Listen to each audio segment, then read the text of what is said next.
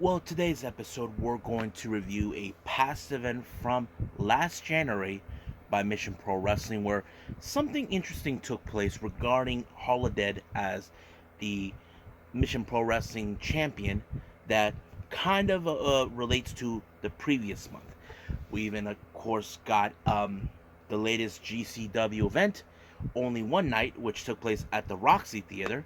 We even got AEW Rampage and NXT Level Up. And of course, a couple of news updates been going on, but we're also going to discuss the most recent news that came on today, and we're talking about Triple H announcing his retirement and a few other things we'll be discussing about that, and of course, other news updates that we definitely need to talk about. So, let's get ready for another episode of Deleted Wrestle Zone.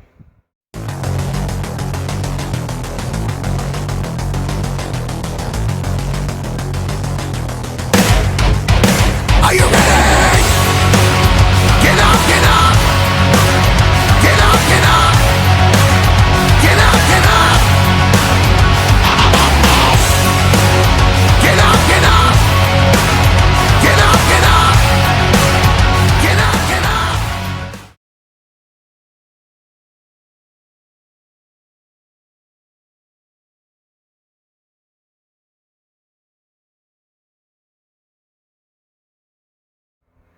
Welcome everybody to Deleted Wrestle Zone, all things that it's pro wrestling with AEW, NXT, New Japan Pro Wrestling, Impact Wrestling, the National Wrestling Alliance, various promotions, wrestlers, matches, and championships.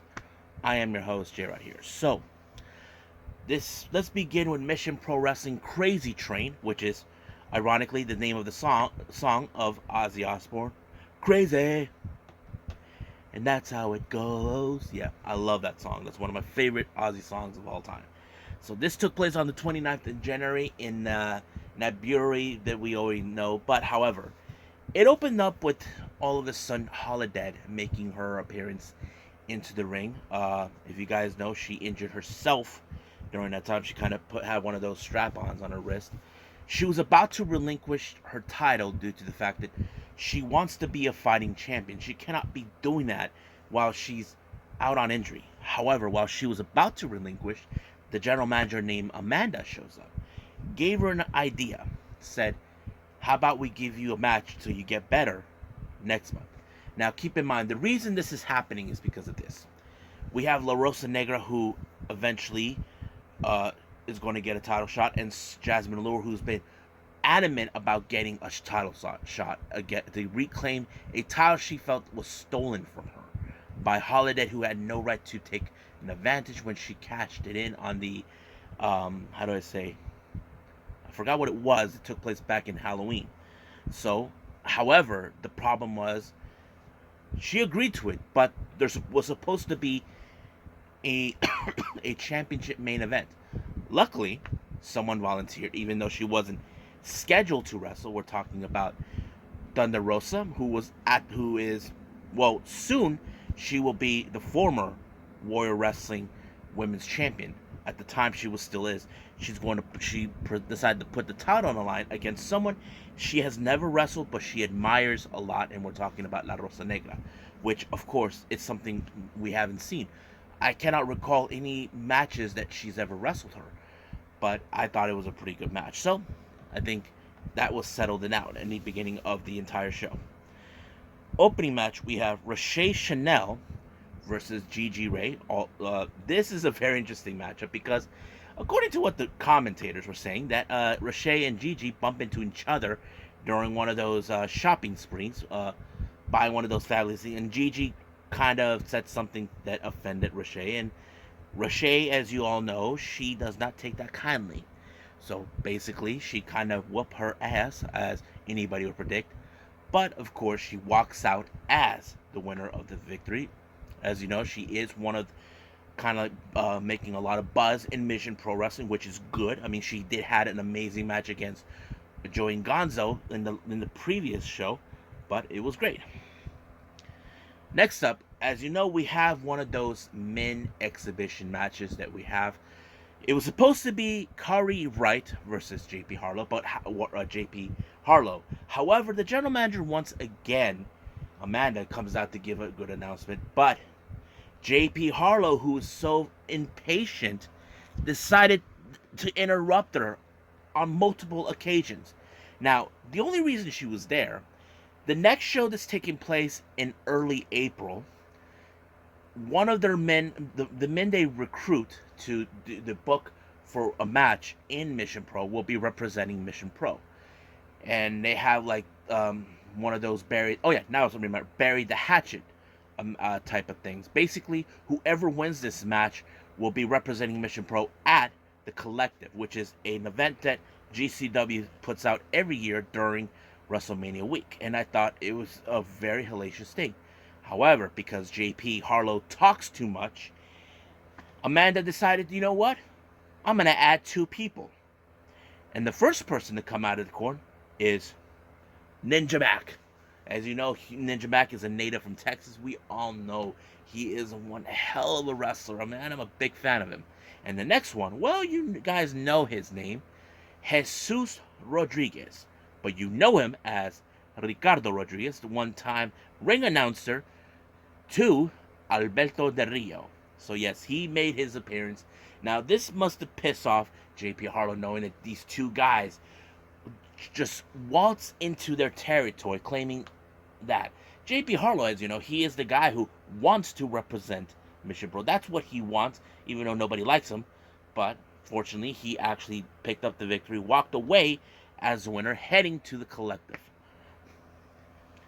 Now, our next match, we have women's action. We got Sierra, who's making her Mission Pro debut, taking on Devon, who she's one of those amazing girls I've seen coming from the East Coast. I thought it was a great match because it shows Devon, who's very aggressive, you know. Don't try to piss her off. She's not one of the nicest girls. So that kind of tells us the story. But however, Sierra tried to put her away on multiple occasions, but it did not help. But Devon actually pulled off an amazing victory when she pinned her 1, 2, 3, and that's all she wrote, folks.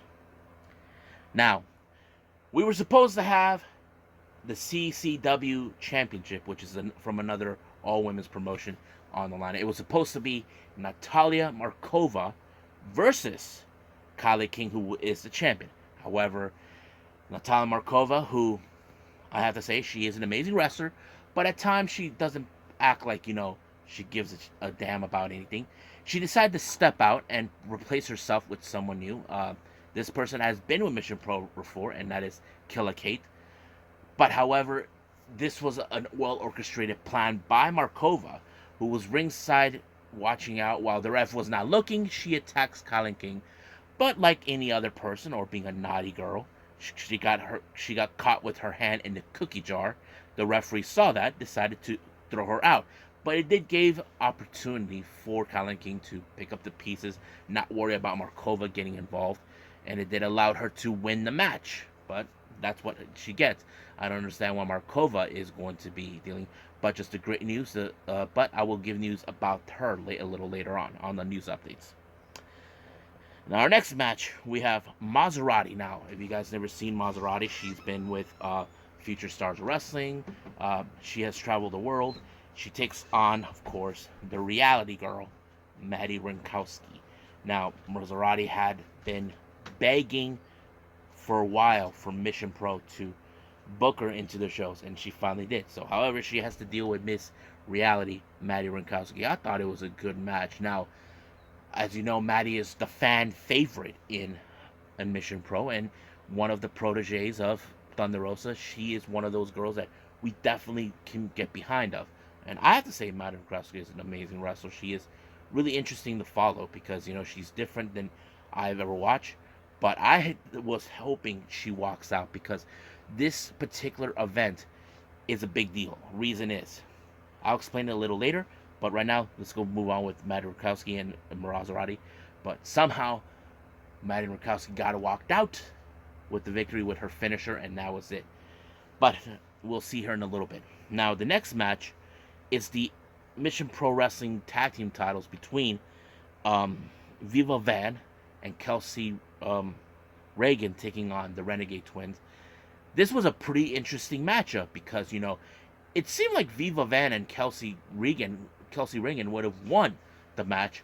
But however, the match went into a different direction where, of course, um, Charlotte Renegade pulled out the brass knuckles and knocked out um, Kelsey to win the match. However, while they won the match, apparently they called out anybody who has the guts to step against them.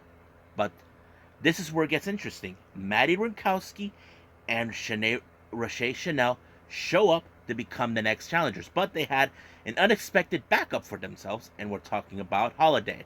Holiday has issues with the Renegade Twins because they nearly tried to destroy her because of Jasmine Allure. So we'll see that match soon enough. Now our main event we have is the Mission Pro, no, the Warrior Wrestling Women's Championship between La Rosa Negra and La Rosa Negra and Thunder Rosa. I thought the match was great, and I was like happy that this happened because the thing is, like they said, I don't think they've ever faced off each other before, and I think this is a good opportunity for them to mix it up. And of course, Thunder walked out as the champion, and she gave out a big, amazing promo. Because here's the thing: people are very critical when it comes to women like La Rosa Negra. Look, if you know the stories about La Rosa Negra, back in Japan, she was criticized by Tessa Blanchard. She has worked her butt off for years, and that's what makes this promotion unique for me because Thunder Rosa sticks her neck out for those who believe you guys bust your balls into into wrestling, and I think that's pretty good. And she made an amazing promo on that. However, there is a reason why this event is important. This event will show us who will be walking in to the collective. So that is something we gotta pay attention. So as I mentioned, this is one of those matches that fans know. We want to see these ladies go to the collective. I say that is something we definitely can get behind. So I think that's pretty much it what we got with Mission Pro. There is one more I need to review, and that's for another time to review. But right now, I believe it's time for me to review the latest GCW event, and that is One Night Only.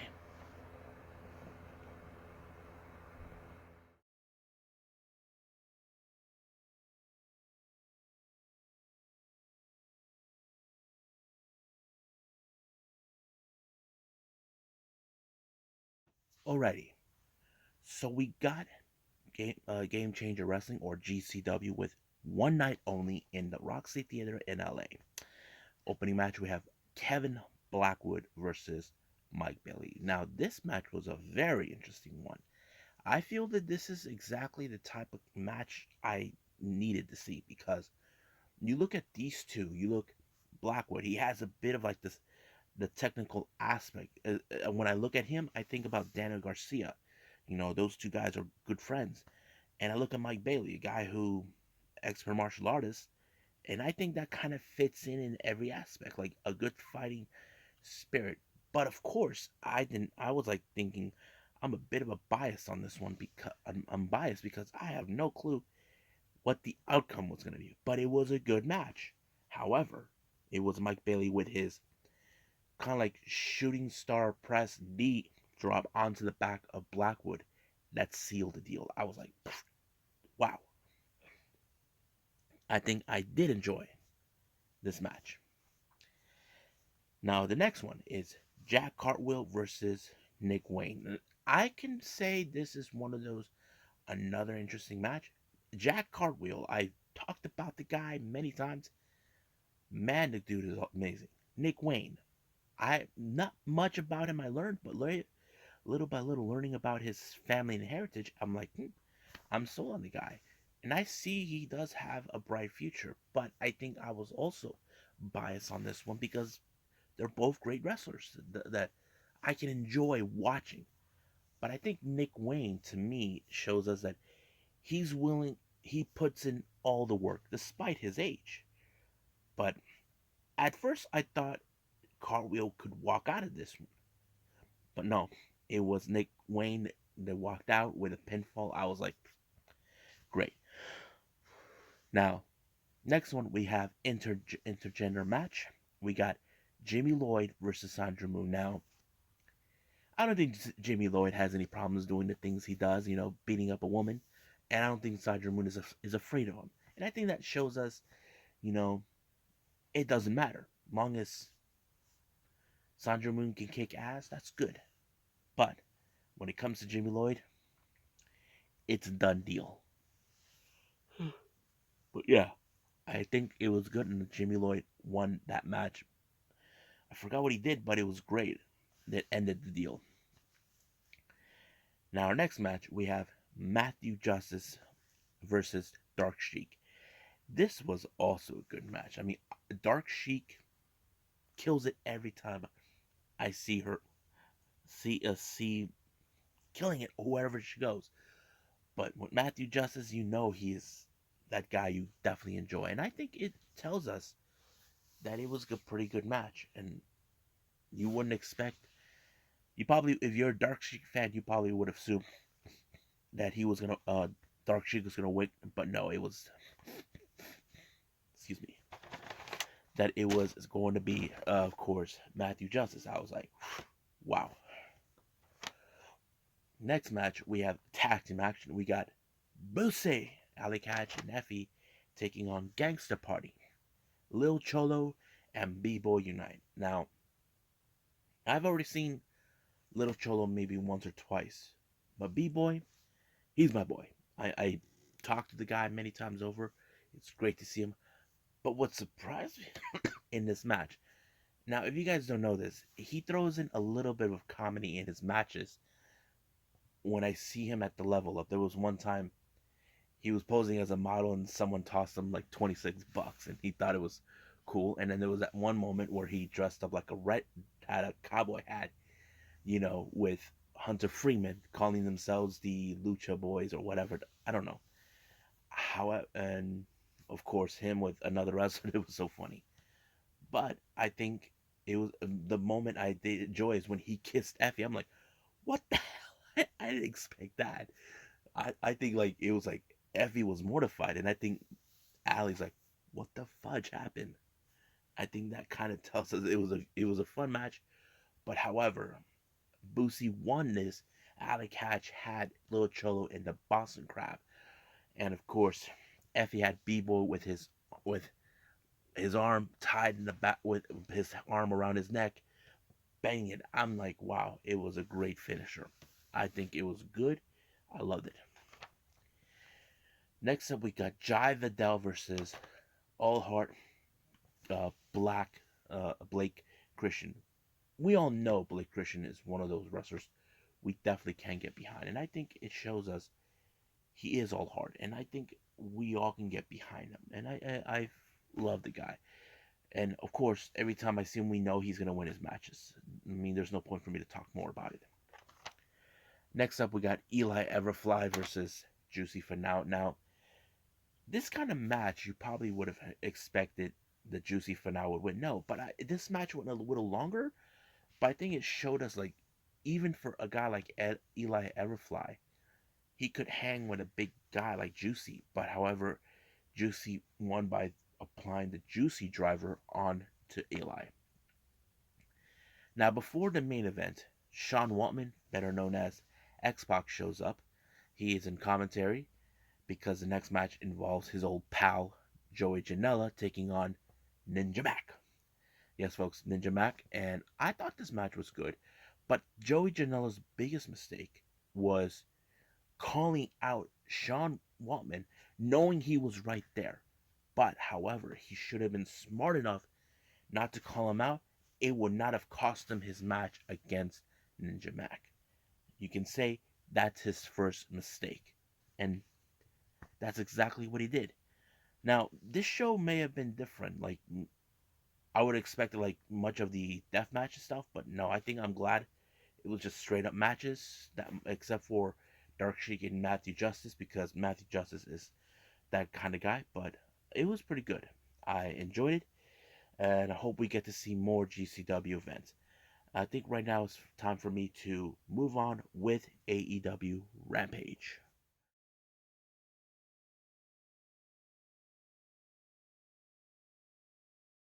Okay, so we got AEW Rampage.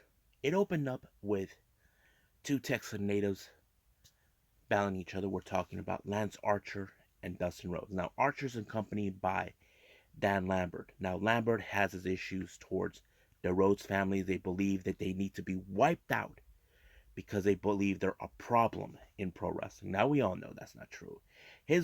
Lambert's problem is the fact is that he thinks that pro wrestling is become stupid, pathetic, and all that. And he thinks Archer is going to put away Dustin Rhodes. Now, this is not the first time these two have faced each other.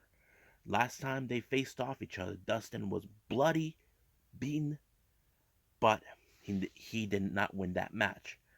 But a lot of the fighting spirit in Dustin never gave up, even if Dan Lambert was hoping that he was going to put him away. But no, somehow, some way, Dustin Rhodes actually picked up a very impressive victory. But however,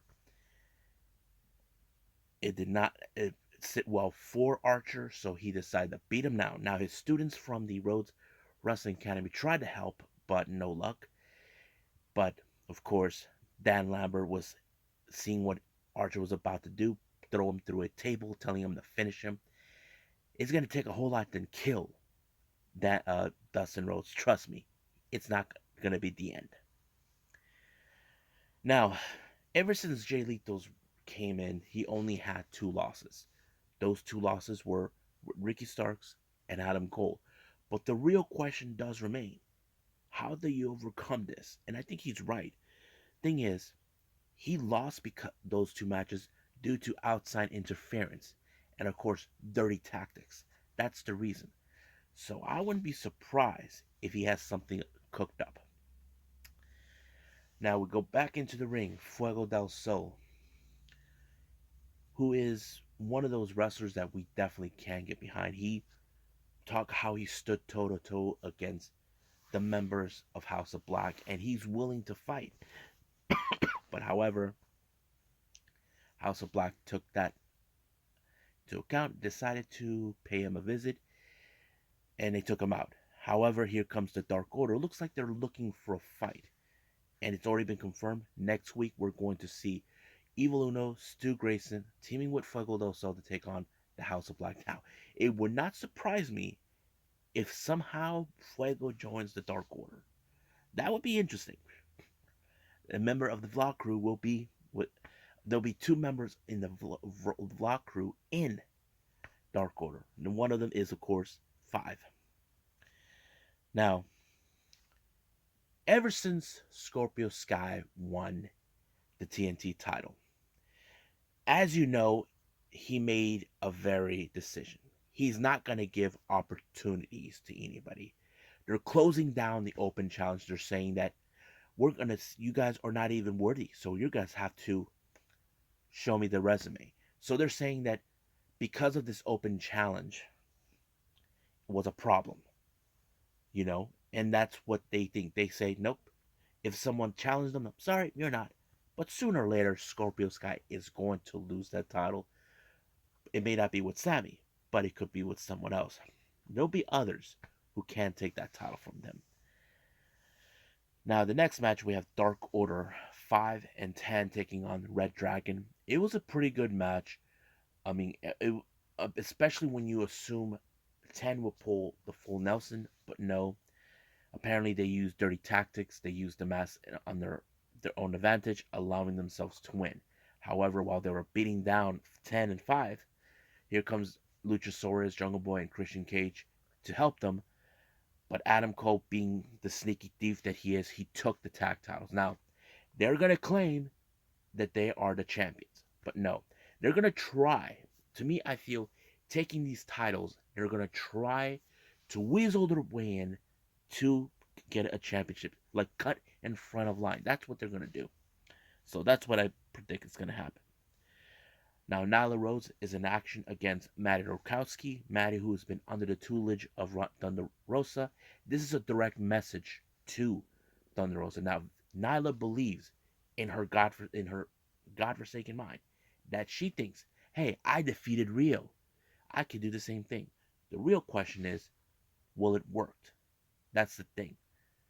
Does lightning strike in the same time? That's the thing that I think It shows until Matty Rukowski suffered the beast bomb.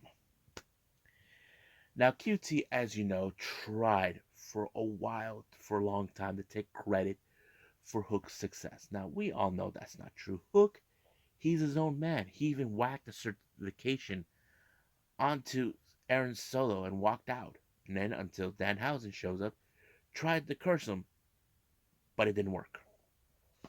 I don't know what happened. Now, our main event is the FTW Championship between Swerve Strickland and Ricky Starks.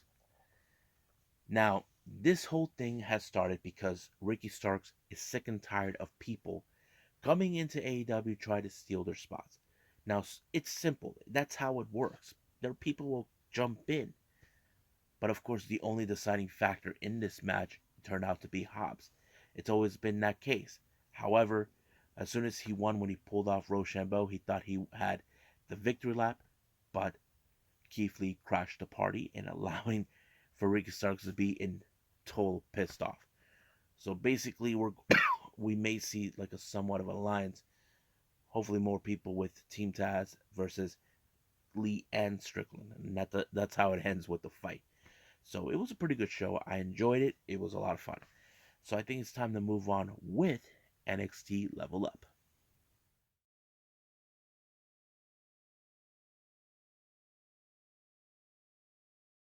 Okay, our last review is, of course, NXT Level Up. Opened up with Joe Gacy with Harlan to take on Quincy Elliott. Now, before the start of the match, Gacy has been acting like he took credit over the name change. Now, keep in mind that ever since the 205 was existed, it only was exclusive to people of certain weight class. Joe Gacy believes that he did the right thing, that he should take the credit, but however, he gave the opportunity to someone he met before, and that is Quincy Elliott, until Diamond Mine decided to crush the party. Now, it was a pretty interesting match, but however, it kind of came into the lap when Harlan decided to cause a distraction that gave Gacy the upper hand to win the match. Now, our next match, we have Ivy now with Malcolm Bivens taking on Kiana James, who is formerly known as Kayla Inland. This is before she changed her name. So there were some good moments with Kiana James, but I feel she's not ready to be in the same kind of level as where Ivy now is at this point. I mean, Ivy now is another level, but however, she was very impressive, but Ivy now was a far more better competitor than her, and this allowed her to pull off that one submission move where we definitely know she can pull it off, and I thought it was great. So Ivy now walked in as victor. There is no doubt in my mind. I would like to see her challenge Mandy Rose for the NXT title. And I like to see what Wade Barrett has to say about that. Trust me. But we'll just wait and see what happens then. Now, our main event, tag team action, we got Jacket Time, Ikemen and Kushida taking on Edris Inoue and Malik Blade. I have to say it was really interesting to see these two. I mean, we know these guys fought before, but however, how much have they grown? I mean, Inoue and Blade have been kind of like the Cinderella story in NXT. And I think that kind of tells us differently. But it was great teamwork with Inoue and Malik to win the match. I think it tells us we could see them have a bright future either as singles competitors or tag team. So it all depends exactly what WWE is going to do with them, especially in NXT. We know when they go to the main roster, things will not be the same. So I think that's pretty much it right now. It's time to do some news updates.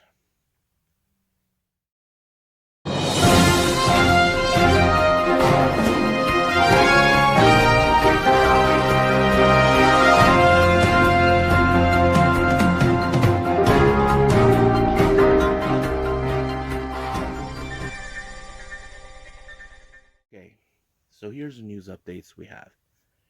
You may have heard already what's been going on with Triple H. It appears that he's retiring from in-ring. Now, that means he will not be able to wrestle, apparently due to his heart condition. He has like a defibrillator, that's what they're saying, that will not allow him to wrestle. Now, I know what some of you are thinking. There's been a lot of talk that he could be leaving WWE for this and that. I mean, look, we don't know yet exactly what this means. But I can imagine this. We know Triple H can do things behind the scenes. However, he hasn't been doing that. Not since he was overthrown from NXT due to being the scapegoat. But it's still no details if Triple H is going to remain with WWE or leave to do something. I don't know. That is still no answer to that. But right now, I think as fans, we need to be more concerned for his health. We know he what happened to him. We need him to be healthier, and that's a good thing that we need to do. I feel Triple H needs to do that first, and then decide what he's going to do next. So I say we don't know exactly what his plans are, but we'll be there for him when that day arises. So let's just hold on to that. Now, our last piece of news.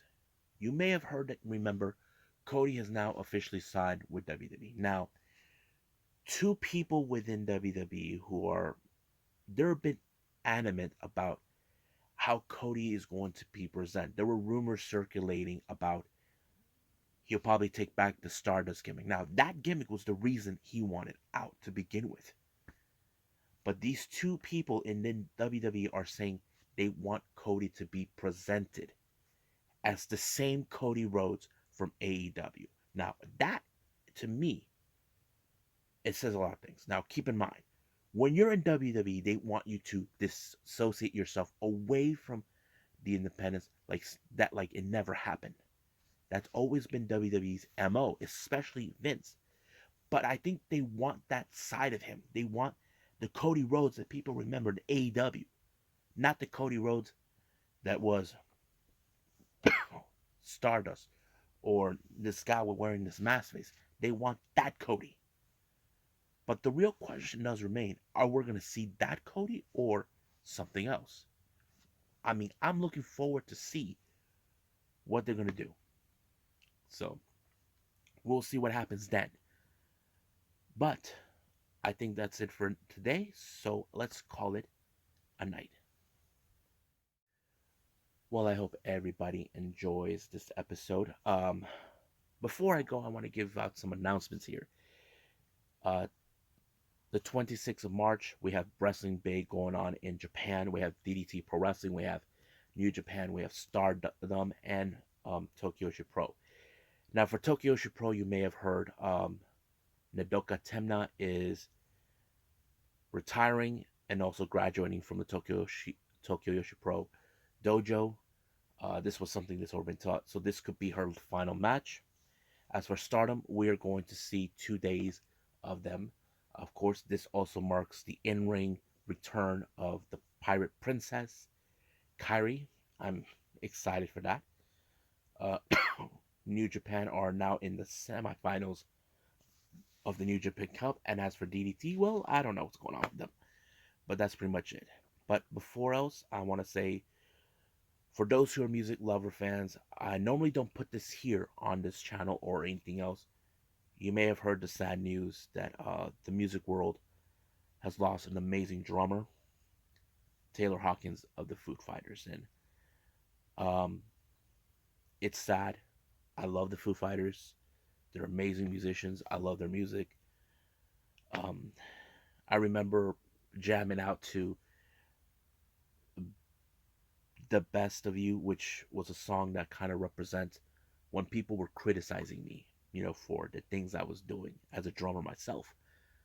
But it's sad. So if you guys are interested, you may have heard of this already. So rest in peace, Taylor Hawkins. So for the next episode, we're gonna have a 2 review. We're gonna have Choco Pro 210 or 212, and New Japan Pro Wrestling as well. So I think that's pretty much it for now. So I must see you guys in the next DWZ time.